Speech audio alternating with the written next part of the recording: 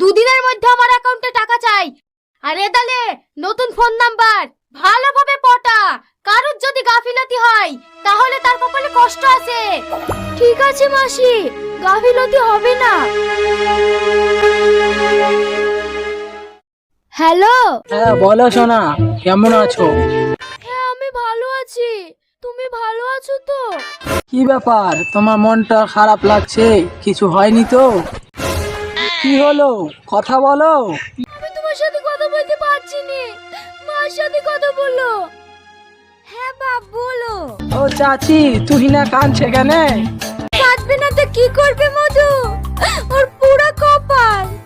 বাপের মাঝে শিরার প্রবলেম, অপারেশন করতে 40,000 টাকা লাগবে।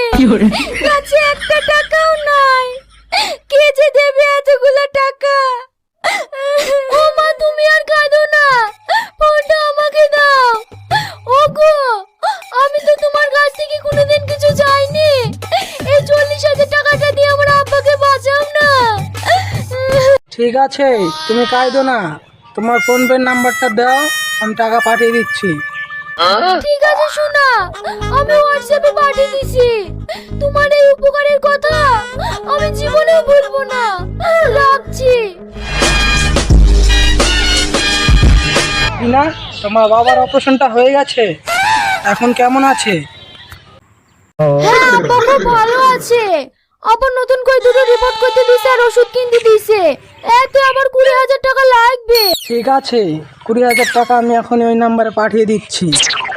ওরে আমার শোনা, তুমি না থাকলে আমার আব্বা জীবনে ভালো হইতো না। আমি এখন রাখছি, ঠিক আছে? ঠিক আছে। দুদিন ধরে যেই ছেলেটাকে ফোন করছি সেই ছেলেটা কি বলছে তাই বল। মাসি, ওই ছেলেটা আমাকে খুব দামি জিনিস দেবো তাই বলেছে, কিন্তু আমার সাথে দেখা করতে চাইছে। ঠিক আছে, ফোন করে ডেকিলে বাকি বকি দামি জিনিসটা নি, পাছে লাথি মেরে তাড়ে দিবি। ঠিক আছে, তাই করব। সে তো কখন থেকে তোমাকে খুঁজছি। ভালো আছো তো? হ্যাঁ ভালো আছি। তো বলো আমার জন্য কি গিফট নিয়ে এসছো, এক্ষুনি দাও। এইখানে দিলে হয়, চলো পার্কে চলো।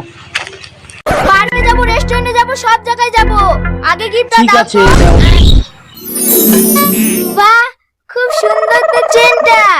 আমাকে তুমি এত ভালোবাসো, চলো এবার পার্কে। ঠিক আছে চলো।